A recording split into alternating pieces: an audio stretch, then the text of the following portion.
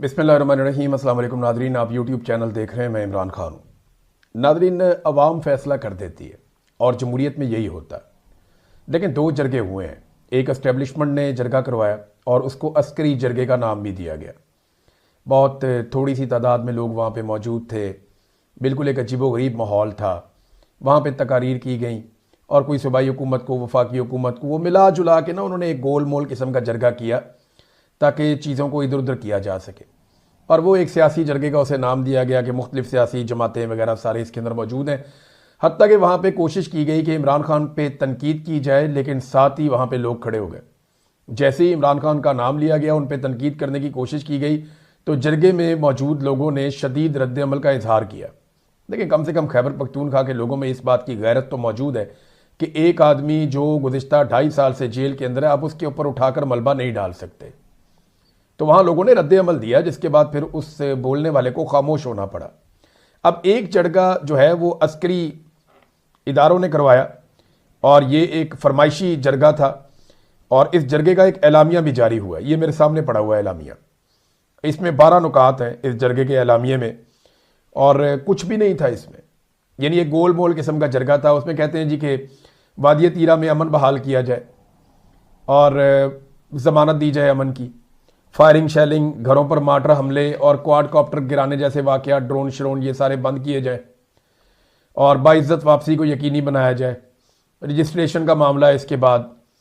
फिर वो ये कहते हैं कि जो घर और जायदाद जिन लोगों की है उन्हें IDPs का स्टेटस दिया जाए। फिर साथ ही वो पोलियो के ऊपर उनके कुछ तहफ़्फ़ुज़ात हैं, बाकी चीज़ें रजिस्ट्रेशन के हवाले से वो उन्होंने इसमें उठा लिया। और सूरत हाल कह रहे हैं जी तशवीशनाक हो गई है, हंगामी बुनियादों पे कंट्रोल किया जाए। और कह रहे हैं जी हम एक तहरीक का भी आगाज़ कर रहे हैं आज के बाद से। अगवा बराए तमाम धमकी अमेज़ कॉल्स और आम शहरियों में खौफ और राज के खात्मे के लिए हुकूमत जिम्मेदारी पूरी करे। फिर ये यहाँ पे ना बड़ी वारदात डालते हैं ये जरगे वाले, क्योंकि अस्करी जरगा है ना। वो कहते हैं जी सूबाई और वफाकी हुकूमतों की जानिब से मुतासरीन के हवाले से गैर संजीदा बयानबाजी और रवैया काबिल अफसोस है। ये किसने कहा जी? सूबाई हुकूमत तो कह रही थी ऑपरेशन करना ही नहीं है, लोगों का इनखला करना ही नहीं चाहिए। वफाकी हुकूमत और इदारे कह रहे थे नहीं जी कड्डो बाहर सारे यहाँ ऑपरेशन होगा और देखते हैं हम कौन ऑपरेशन से रोकते हैं, किसी का बाप भी नहीं रोक सकता। तो दोनों तरफ का रवैया आपके सामने है। वो कह रहे हैं जी कि दोनों अपनी बयानबाजी बंद करें। यानी इस वक्त पाकिस्तान की मिलिट्री एस्टेब्लिशमेंट और उनकी बनाई हुई जाली हुकूमत इतनी बुरी तरह फंस गई वादी तीरा में गंद मारने के बाद कि अब उन्हें निकालने के लिए वो कह रहे हैं जी दोनों तरफ से बयानबाजी बंद कर दी जाए। हमारे मुतालबात पर अमल दरामद ना किया गया तो जनाब हम सूबाई और वफाकी हुकूमत के खिलाफ, क्यों सूबाई हुकूमत वहां पे ऑपरेशन कर रही है? क्या सूबाई हुकूमत वहां पे फौज को भेजा हुआ है? क्या सूबाई हुकूमत वहां से जबरी तौर पर लोगों को निकाल कर इनखला पर मजबूर कर रही है? वहां पे किसी ने भी इस जरगे के अंदर यह बात नहीं की कि सूबाई हुकूमत ने कहा कि इनखला किया जाए। और देखें अस्करी जरगा था ना, वहां जरगा हुआ। जरगे का पहली चीज क्या थी? तुम्हें निकाला किसने? दूसरी चीज यह थी कि क्या तुम अपनी मर्जी से निकल कर आए? अगर नहीं निकल कर आए तो तुम्हें निकाला किसने? ये सवालात थे। इनका जवाब इस पूरे एलामिये में, इस प्लेटफॉर्म के ऊपर नहीं दिया गया। ये था अस्करी जरगा। अब आप ये देखें कि इसके मुकाबले में बाड़ा का जो जरगा हुआ, जो जमरूद में एक जरगा किया, और ये आप जरगा देखें, इसकी तस्वीर आप देखें। ये सुहेल अफरीदी साहब जरगा कर रहे हैं। इनमें बहुत बड़ी तादाद में वादिया तीरा के मुतासरीन मौजूद हैं और जरगे में जो कबायली अमायदीन है वो भी मौजूद हैं। नौजवानों की बड़ी तादाद भी जरगा सुनने के लिए आई है। अब इस जरगे का और अस्करी जरगे का फ़र्क आप देख लें तो आपको पता चल जाएगा कि बयानिया किसके साथ है, अवाम किसके नैरेटिव को सपोर्ट कर रही है। देखें ना, एक तरफ पूरा का पूरा रियासती ताकत इस्तेमाल हुई, वहाँ पे आपका इस्तेमाल क्या क्या हो रहा है पहले आप ये देख लीजिए। सबसे पहले वहाँ पे पाकिस्तान का सारा मीडिया इस्तेमाल हो रहा है, रियासत की ताकत इस्तेमाल हो रही है, मिलिट्री एस्टेब्लिशमेंट की ताकत इस्तेमाल हो रही है। वो अपने सारे वसाइल इसके अंदर झोंक रहे हैं, बेशुमार पैसा इस्तेमाल कर रहे हैं और इतना सा जरगा। और दूसरी तरफ कुछ भी इस्तेमाल नहीं हुआ। उन्होंने सिर्फ आवाज़ दी कि हम जरगा बुला रहे हैं और उसके बाद आप देखें वहाँ कुर्सियाँ लगा दी और लोग खड़े हुए भी हैं। वो अगर सुनना चाहते हैं, ये समझने के लिए काफ़ी है कि लोग इस वक्त चाहते क्या हैं और लोग किस नैरेटिव के साथ खड़े हैं। सुहेल आफरीदी ने कहा कि हमने पहले इनको बताया था यानी मिलिट्री एस्टेब्लिशमेंट को, इदारों को पहले खबरदार किया था। हमने पहले इन्हें बताया था कि दहशतगर्द पहाड़ों तक आ गए हैं, उन्हें रोको, लेकिन इन्होंने उन्हें नहीं रोका। फिर हमने बताया कि अब वो पहाड़ों से नीचे आ रहे हैं, इन्हें रोको, लेकिन इन्होंने फिर भी नहीं रोका।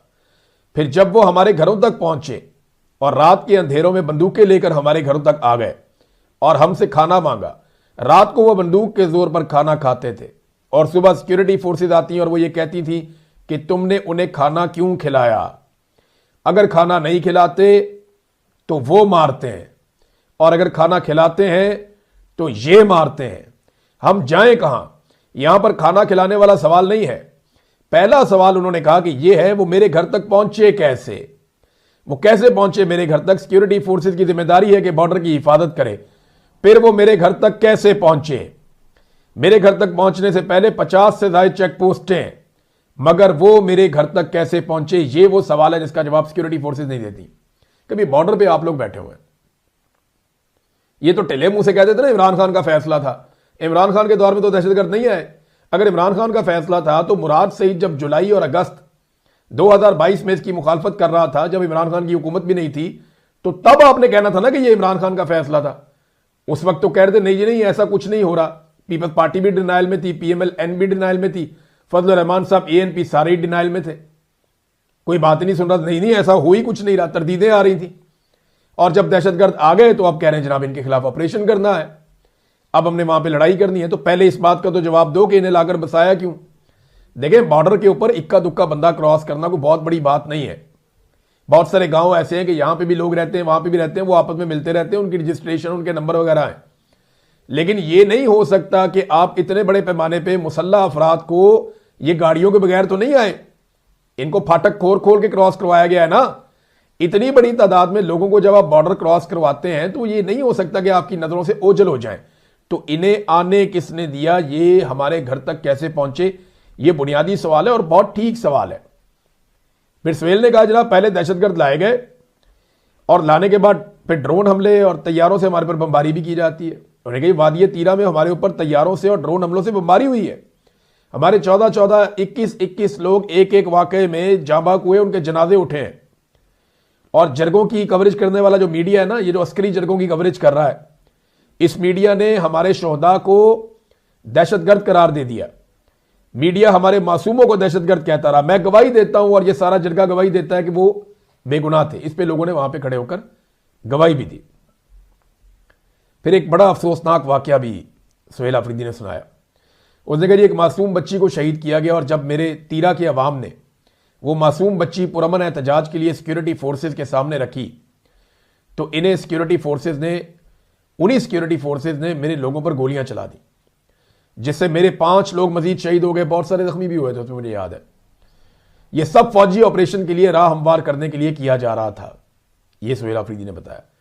बताया जब तीरा के अवाम को मजबूर किया गया और जबरदस्ती अपने घरों से निकाला गया, मेरे लोग सख्त बर्फबारी में पहाड़ों में फंसे और पूरी दुनिया ने तीरा के अवाम के साथ होने वाला जुल्म और जबर देखा, तो उनको एहसास हुआ कि हम शर्मिंदा होने जा रहे हैं। उन्होंने एक कार्टून के जरिए प्रेस रिलीज निकाली जिसमें लिखा गया था कि तीरा के अवाम रजाकाराना तौर पर तीरा से निकल रहे हैं। हालांकि रजाकाराना तौर पर कौन निकलता अपना घर छोड़ के। फिर सुहेल आफरीदी ने एक और काम किया और यह ठीक किया।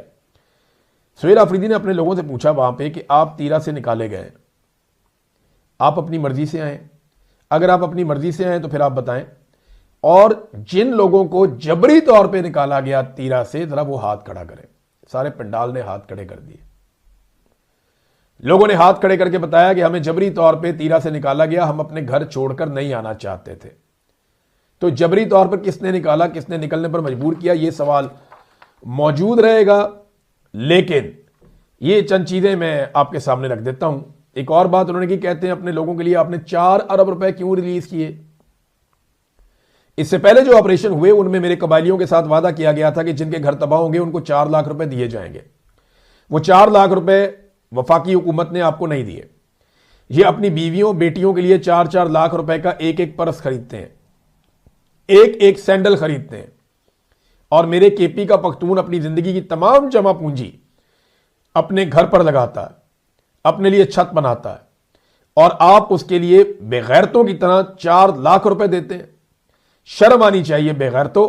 अब वज़ीर आला ने बड़े सख्त अल्फाज इस्तेमाल किए और बात ठीक है, देखें ना, किसी आदमी का घर ही गिर जाए, अल्फाज सख्त हैं, लेकिन अगर किसी आदमी का घर गिर जाए तो उसके लिए फिर ये सख्त नहीं है, उसे तकलीफ होती है। आप लोगों को कहते हैं तुम्हारा घर गिर जाएगा, ऑपरेशन में तबाह हो जाएगा, तुम्हारी दुकान, तुम्हारा कारोबार तबाह हो जाएगा, तो हम तुम्हें 4 लाख रुपया देंगे। 4 लाख रुपए का तो मरियम नवाज का जूता नहीं आता, 12-12 लाख रुपए का तो ये पर्स पकड़ के बैठते हैं। तो ये अपने घरों की औरतों को जिस तरह की ज़िबाइश देते हैं, यानी उनके एक पर्स की कीमत में तो यहाँ पे 6 घर ने बढ़ जाए, जितना पैसा ये अपनी फैमिली के ऊपर खर्च करते हैं, और गरीब को देते हुए इनको दुखता है। तो वो कहता है जी इसलिए मैंने 4 अरब रुपया मुख्तस किया था। और देखिए ना, यहाँ पे एक बड़ी इंपॉर्टेंट चीज़ है, ये मुझे आपके सामने रखनी पड़ेगी, हमें हकायक भी देखने चाहिए। ये तारीख की एक अजीबो गरीब नकल मकानी है ये जो हुई है। ये दौर जदीद का एक हैरान कुन वाकया है। ये ऐसा नहीं होता कभी भी। आज ये अजीब कारनामा कर दिया पाकिस्तान की हुकूमतों ने। ये नाअहली, नकम्मेपन की और ना तजर्बाकारी की एक अजीबोगरीब किस्म की मिसाल है। बड़ी तादाद में हज़ारों ख़ानदान निकलते हैं एक इलाके को खाली करके, और सोशल मीडिया दिखा रहा है, और शदीद तरीन मौसम में वो निकलते हैं और दरबदर हो जाते हैं सड़कों के ऊपर, और चंद दिन बाद मालूम होता है कि उन्हें तो निकलना ही नहीं था। यानी वो जो वफाकी हुकूमत और इदारे वो बार बार ये कहते थे कि जनाब ऑपरेशन करना है, किसी का बाप नहीं रोक सकता, वो जो ऑपरेशन की गर्दान करते थे वो ऑपरेशन के लफ्ज़ से ही भाग गए। अब ये जो लोग हज़ारों की तादाद में अपने घरों से बाहर और दूर आ गए हैं, इनका खर्चा कौन उठाएगा?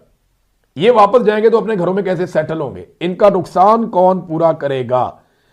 इससे बड़ी बदइंतजामी और नाअहली इस दौर में हमने नहीं देखी। अब ना एक नई सिचुएशन पैदा हो जाएगी। सूबाई हुकूमत को अब जरा ज्यादा जिम्मेदारी का सबूत देना पड़ेगा कि आइंदा कोई भी कदम उठाया जाए उससे पहले या तो पब्लिक का रेफरेंडम करवाएं, या वफाकी हुकूमत से कहें तहरीरी तौर पे हमें बताएं, या वफाकी हुकूमत को खुद तहरीरी तौर पे आगाह करें और उसको पब्लिक करें। अब इन्हें हर चीज को जो है वो एक डॉक्यूमेंटेड फॉर्म में लेकर आना पड़ेगा, वरना कल को कोई भी किसी पे कोई भी जिम्मेदारी डाल देगा। हो सकता है कि कल को ख्वाजा आसिफ ये कह दे कि खैबर पख्तूनख्वा में ऑपरेशन पीटीआई की ख्वाहिश पे हो रहा था, हम तो ऑपरेशन करना ही नहीं चाहते थे, तो इनके तो कोई दीन ईमान ही नहीं है। ये तो जनाब अपनी जुबान से एक लफ्ज बोलते हैं, दूसरी तरफ जाके दूसरी बोलते हैं। ये अमेरिका में जाता है ख्वाजा आसिफ, वहां कहता है इमरान खान कट्टर मजहबी आदमी है, पाकिस्तान में आता है कहता है यहूदी एजेंट है। ये इनका कोई दीन ईमान नहीं है, ये सिर्फ सियासत और अपने मफाद के लिए किसी भी लेवल तक जा सकते हैं। बहरहाल सूबाई हुकूमत को कोई भी एक्टिविटी वफाक के साथ मिलकर करनी है तो सबसे पहले तहरीरी तौर पे आगाह करना है और तहरीरी तौर पे उनसे मामला करना है, वरना ये कोई भी मलबा सूबाई हुकूमत में डाल देंगे और यहाँ पे अखलाकियात वाली चीज़ तो रह ही कोई नहीं गई। तो एक जो करवाया गया फरमाइशी जरगा वो तो ठुस हो गया, और सुहेल अफरीदी ने कहा ये पख्तूनों के सर का सौदा कर चुके हैं, ये पख्तूनों के सर पर डॉलर कमाने जा रहे हैं, और ये बंद कमरों के अफसोसनाक फैसले हैं जिन पे सुहेल अफरीदी साहब ने बात की। अब आ जाए बलूचिस्तान वाले मामले पे। नाजरीन देखें कितना टाइम गुजर गया बलूचिस्तान में दहशतगर्दी को। खौफनाक और बदतरीन दहशतगर्दी बलूचिस्तान में हुई है, 24 घंटे गुजर गए। पूरा का पूरा बलूचिस्तान के 12 मेन इजला को यरगमाल बना लिया गया। कई घंटों तक दहशतगर्द वहां पे दंदनाते रहे, आम शहरी उनके बीच में फिर रहे थे।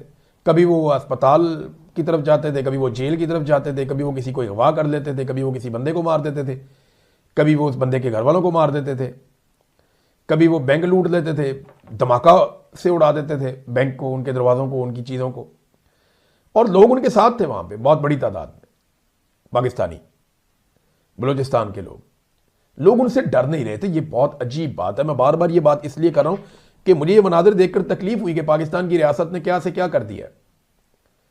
तो 12 शहरों के ऊपर ऐसा लगा कि वो कंट्रोल कर दिया था उन्होंने आके, और उसके बाद से लेकर अब तक पाकिस्तान की इंटेलिजेंस एजेंसीज के अंदर से एक आदमी को भी फिक्स नहीं किया गया। किसी एक शख्स ने भी गैरत और शर्म का मुजाहरा करते हुए इसकी जिम्मेदारी कबूल नहीं की। इतने बड़े फेलियर के ऊपर किसी एक आदमी को भी जिम्मेदार नहीं ठहराया गया। यह अपनी नौयत का एक अजीबोगरीब वाकया है। यानी दुनिया के अंदर दहशतगर्दी का छोटा सा वाकया भी हो जाए तो वहां पे इंटेलिजेंस एजेंसी जिम्मेदारी कबूल करते हुए इस्तीफे देती हैं, और जहां पे नहीं देते वो फिर जेलों में भी जाते हैं या गिरफ्तार भी होते हैं। पाकिस्तान में तो इखलाकियात ही खत्म हो गई। कोई एक बंदा तैयार नहीं है जिम्मेदारी लेने के लिए कि जनाब मेरी रिस्पॉन्सिबिलिटी थी, मैं DGISI हूं या मैं DGMI हूं, मेरी ये जिम्मेदारी थी, मुझे पता होना चाहिए था, या मैं IG हूं बलूचिस्तान का, मुझे ये पता होना चाहिए था कि जनाब ये वाकयात हो रहे हैं, हमारी अपनी इंटेलिजेंस से हम नाकाम हो गए, फेल हो गए, लिहाजा हम अपने रिजाइन कर रहे हैं अपने ओहदे से, ये जो लोग कत्ल हो गए इनको नहीं कत्ल होना चाहिए था इतनी बड़ी तादाद में। वो बजाय इसके कि वो जो कत्ल हुए उनके ऊपर अफसोस करें, वो बाद में कहते जी हम कामयाब हो गए, हमने दुश्मन को नाकाम बना दिया। तो क्या आप उस दिन दुश्मन को कामयाब समझेंगे जिस दिन वो कोई अलग मुल्क ही बना देगा वहां पे? क्या उस दिन का आप इंतजार कर रहे हैं? ये नादरीन याद रखिएगा कि बांग्लादेश से रोजाना ये खबरें आती थी कि दुश्मन नाकाम, दुश्मन नाकाम, दुश्मन नाकाम, और जिस दिन तक पाकिस्तान नहीं टूट गया उस दिन तक, एक दिन पहले तक भी ये खबर आती थी कि दुश्मन नाकाम, दुश्मन नाकाम, दुश्मन नाकाम, दुश्मन का हमला नाकाम, दुश्मन की साजिश नाकाम।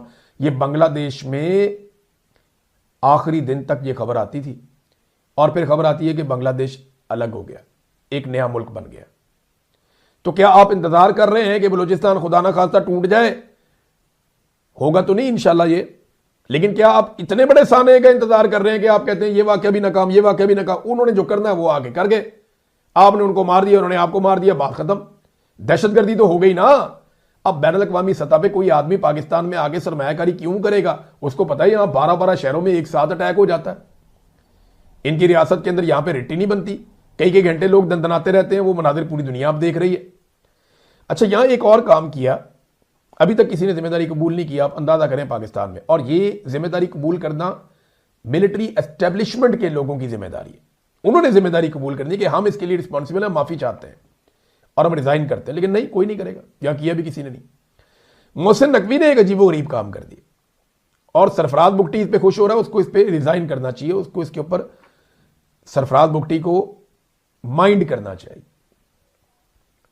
इससे पहले मोहसिन नकवी ने कहा था ये दहशतगर्द एक SHO की मार है, दहशतगर्द मार है। कितने SHOs की? एक SHO की मार है, मोहसिन नकवी ने कहा था दहशतगर्द। अब वही मोहसिन नकवी कह रहा है कि हमारे पास अगर चंद सरफराज भुगटी और होते तो दहशतगर्द चंद दिनों में खत्म हो जाते। एक तरफ एक SHO और एक तरफ चंद सरफराज भुगटी। चंद का मतलब होता है 4-5।